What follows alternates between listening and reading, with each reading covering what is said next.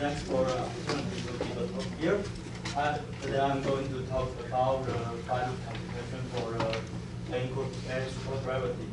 This is a work done by a series of papers and by some people in UCLA and Sunbury and Ulster University. So I will begin with some motivation because we need some strong motivation for the final computation. So the first motivation is like usually we know like gravity theory is with the dimensional coupling. So in this sense, like we will think the gravity theory are unrealizable and the UV divergence as some order.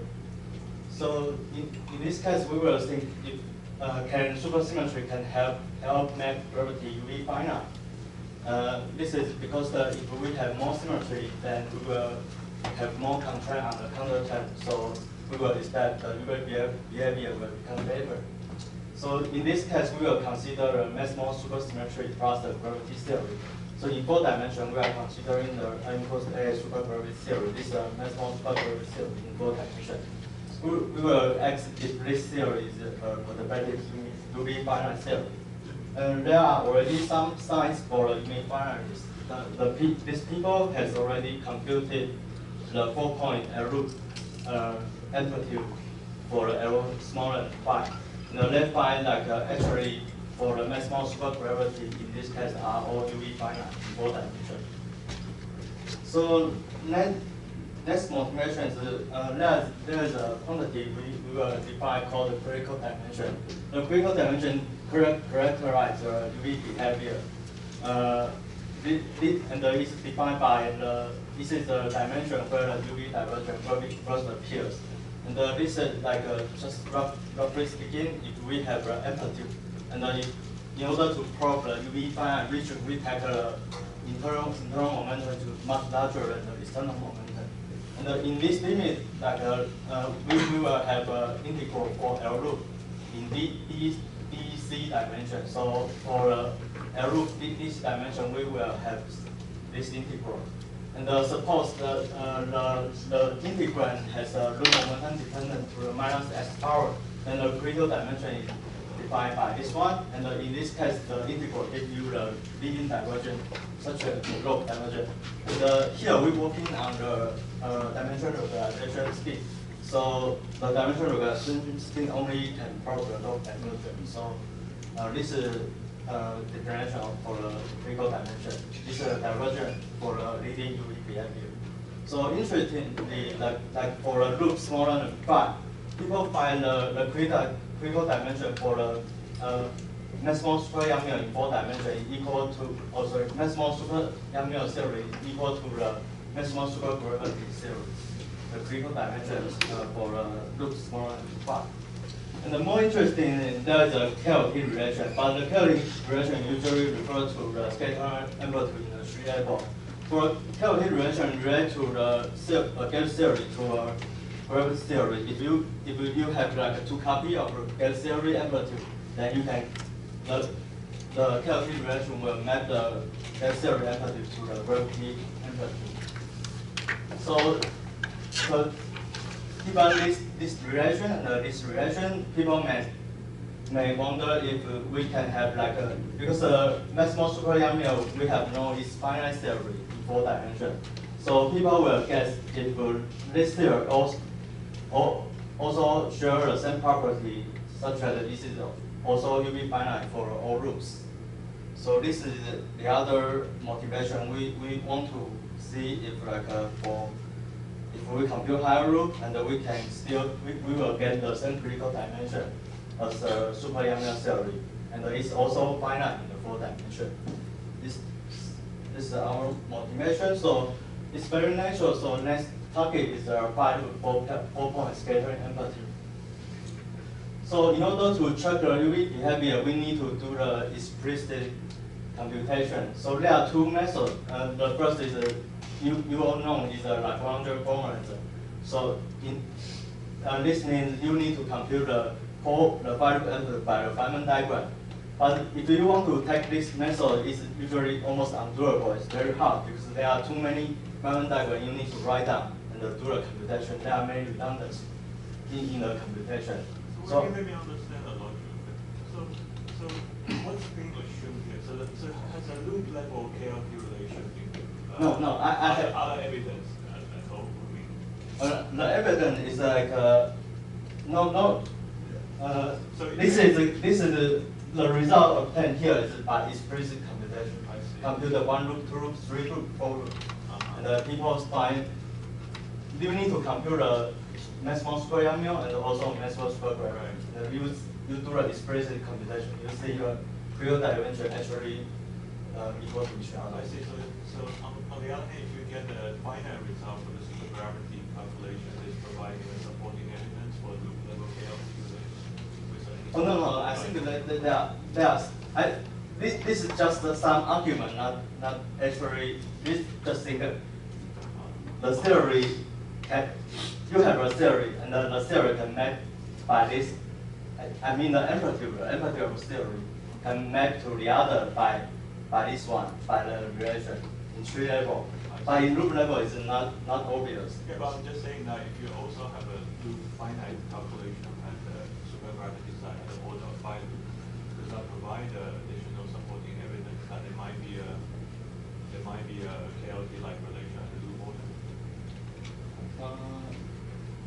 Yeah, that's possible. But that's possible. But you need to. If you, let me mention the result. The result is turned out that in a 5 loop, these two are different. Okay. So maybe there is no such KLT relation. Okay. I was trying to put a positive spin. Okay. Just pretend we don't know the result. No, I see. Sorry, I did that. Okay.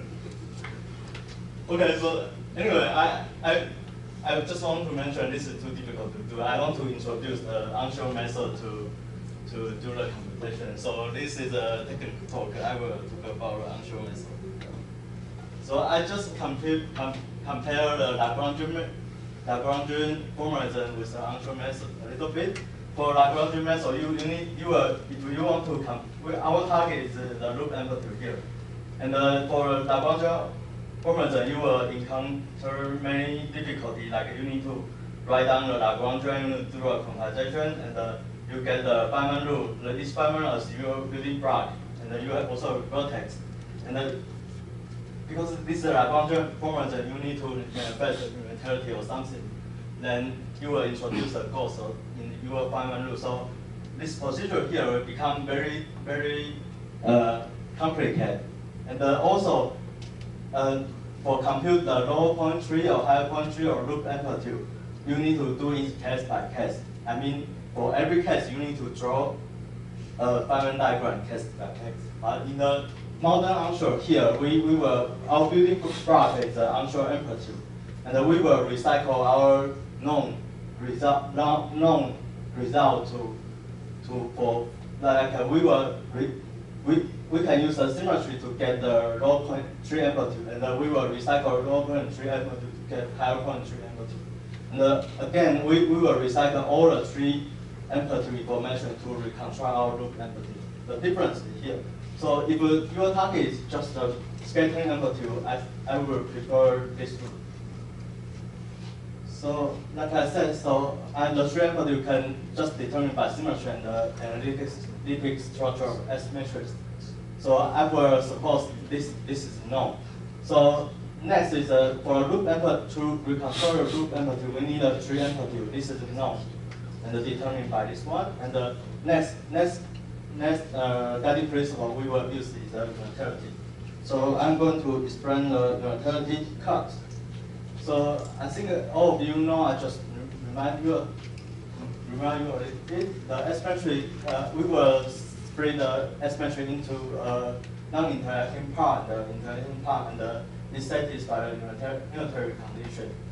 So this implies the interacting part, the imagine of interacting part equal to a product of T and the T dagger. So imaginary T is result from the epsilon part of the propagator. So it means that you take it, if you taking the imaginary part is taking the cut. Taking the cut means putting the relevant propagate on show. And if you put in the relevant propagate on show, is equal a product of sub-amplitude. I draw like a picture like this one. If you put in a cut in this leg, so all the right leg here are on show. If you put in a cut and become a product to sub-amplitude. So we can generalize the unitary cut a little bit, become a generalized unitary cut, just to recursively apply the cut to a loop amplitude. So cut on a loop amplitude, we want to make it. We want to cut a loop amplitude into a product of three amplitude. And as I said, like all the three amplitude information we have known, so we can easily determine the cut of the loop amplitude. So next step, we want to use this as a guiding principle to reconstruct our loop amplitude. So actually all the computation, this is just a very important guiding principle. So a correct loop amplitude need to satisfy all unitarity cuts. So next we need to design an ansatz, and the ansatz for loop integral. And the ansatz need to satisfy all the unitary cut. If you can find such an ansatz, then essentially you solve this problem. But the other problem is the size of amplitude for supergravity usually too large to be controlled. So we need to do something else. Then the color kinematic duality is very helpful. In the tree level, the color kinematic is essentially equivalent to the KOT relation. It's made the scalar amplitude in gauge theory to a gravity amplitude. But now we are dealing with a loop level problem, so we won't have a loop version of KOT. So the benefit for the color kinematic duality is it can apply to the loop level computation. And the color kinematic duality, application of color kinematic duality deeply depends on the spectrum. The spectrum of two copies of maximum superYAML is equal to the spectrum of maximum supergravity. Such that because the color kinematic can map a gauge theory to a gravity theory, then we just need to dealing with the gauge theory problem. Don't need to dealing with the gravity theory. And the size of ansatz for the maximum superYAML is more accessible because there are less combinatoric possibilities. And this you can count very easily because for a propagator in these two theories, just the mass dimension they are equal. Just one, the mass dimension just n to the minus 2 for every propagator. But the QP vertex for them are different. You can just count the gauge theory. The QP vertex in the gauge theory is just one derivative, so it just mass dimension 1. But for gravity, it's found the Einstein-Hilbert action is 2 derivatives, so the QP vertex in gravity is mass dimension 2. So because the mass dimension is higher, so you will have more combinatorial possibility in the gravity theory. Gauge theory is lower, so to assign ansatz for the maximum superYAML is easier. So next step, we will represent our ansatz by QP diagram. So each QP vertex is a color vector at ABC. This is an example in the 3 loop. We just draw our ansatz for this diagram, and it dressed with some color vector, and we will have a multiplication for some at here. I will just write this product as a CK, and now this is the ansatz for this diagram. So we have some color vector and divided by the propagator. All the exposed line here are propagator. And we also need to assign a kinematic vector with an undetermined parameter in the ansatz. And this parameter will be determined by unitary cut.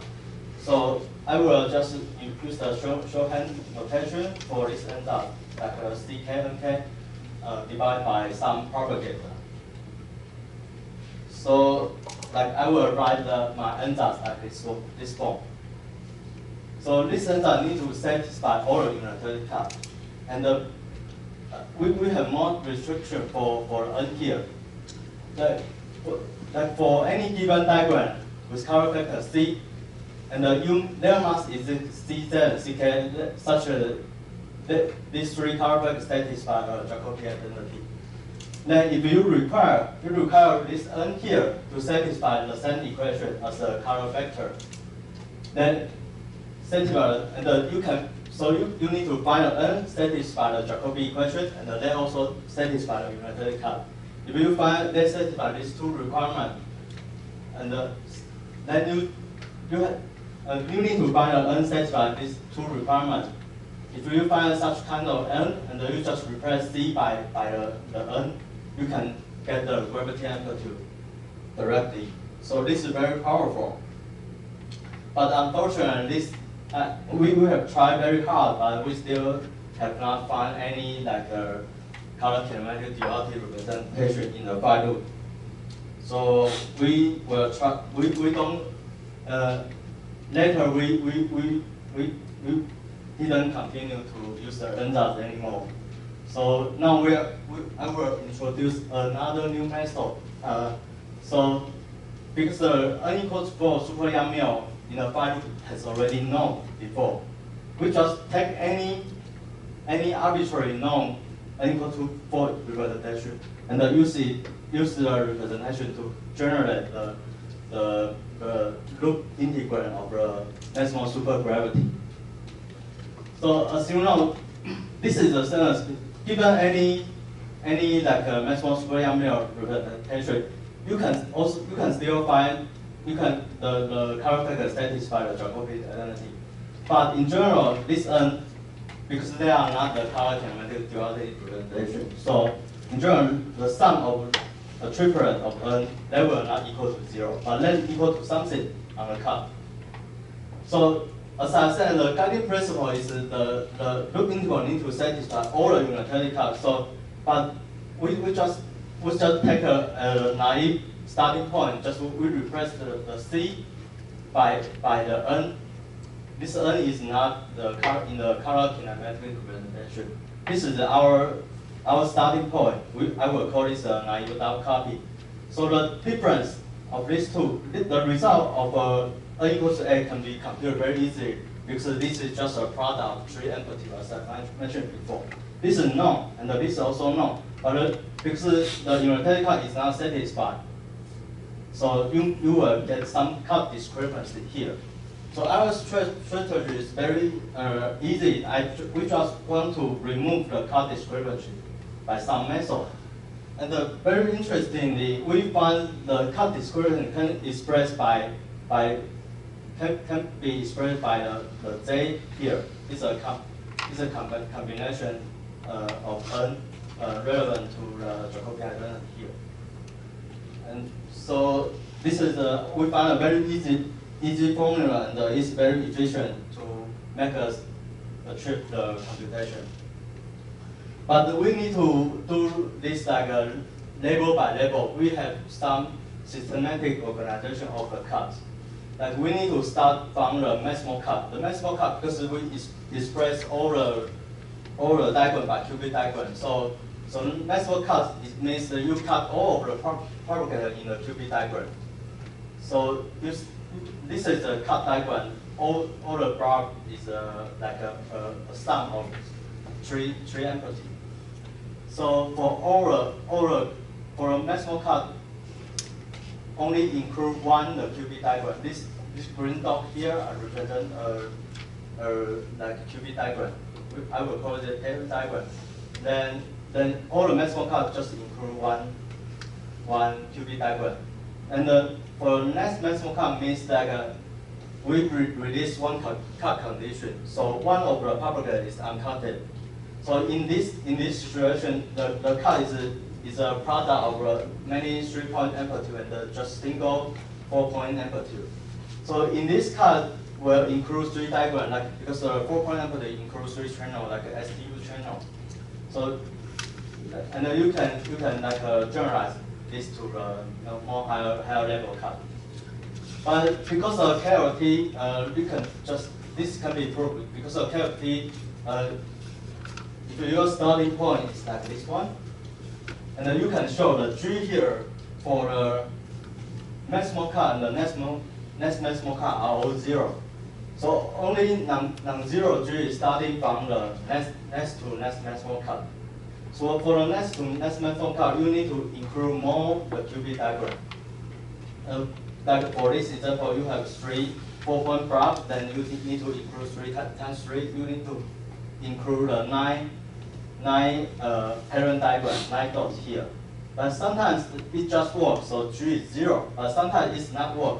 You need to include a contact term to compensate the cut discrepancy. You just include this into your parent. Then this cut is satisfied. We just do this iteratively. Then finally we can reconstruct the loop amplitude.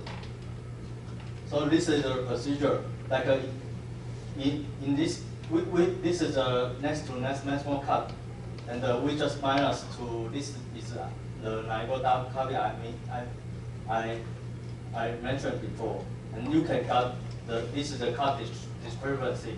Then we promote the cut discrepancy because this is uncut. We need to promote it to offshore. We get a piece of I2.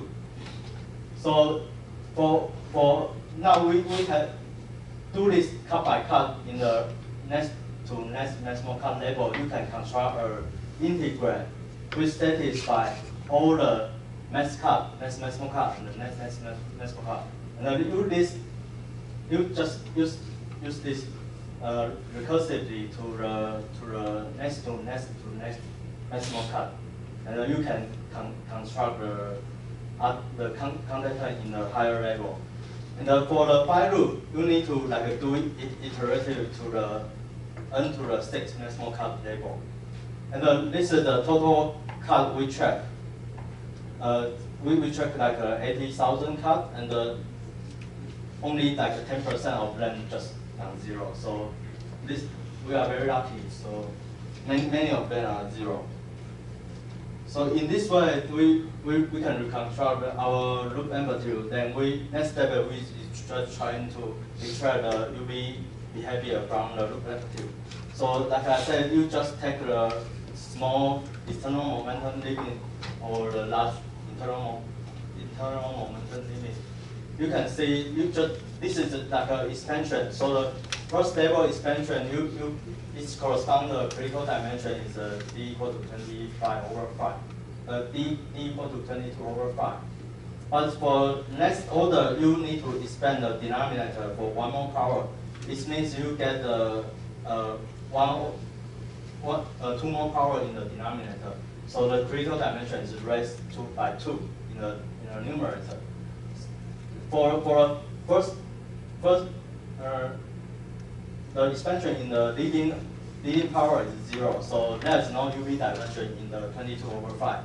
But in expanding in the second order, actually you find a dimension in this order. Then this shows actually we have a critical dimension in the 24/5. So unfortunately, the critical dimension for the 5 loop super YAML is 26/5, not 24/5. So this is the first example shows the critical dimension start to different between the maximal supergravity and the maximal super YAML at 5 loops. But it's still finite at dimension 4. So the results suggest the existence of the DA R4 operator at the 24/5, and this operator is correspond to the 7 loop divergent at the 4 dimension. So if you think, because the dimension reduction, I don't know if it's trivial or not. I don't know if this is non-zero operator in this dimension. Dimension reduced, well, it will still get the non-zero coefficient in the 4 dimension. So we mean at order of 4 loop, that seems to work. The non-perturbative. Yeah, yes. So why is that not invisible? Well, this is my case. I think that because the N equals A supergravity has a E77 duality symmetry, but let's in the 4-dimension the duality symmetry is a little different from it's a E77R and the higher dimension is E77C. How does that tell us like that this kind of underlying symmetry, which is some kind of kinematic information, but loop is like a dynamical type of stuff. So are you trying to imply that this kind of kinematic symmetry only manifests at the order of for loop? I don't know.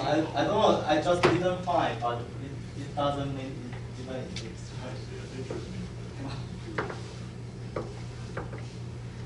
Yeah. So anyway, I don't know. We still don't know if this is. Many people guess the maximum supergravity will diverge at stable loop, but I think I'm still not sure. But if you want to check it, you need to do a 6-loop computation first. So we also find like some interesting pattern, like you take a vacuum integral from the 5-loop here, and you just remove one leg here, and you can reduce to the vacuum integral to over 4-loop. So I don't know if this is useful for explore the higher loop result. Yeah. Okay, thank you.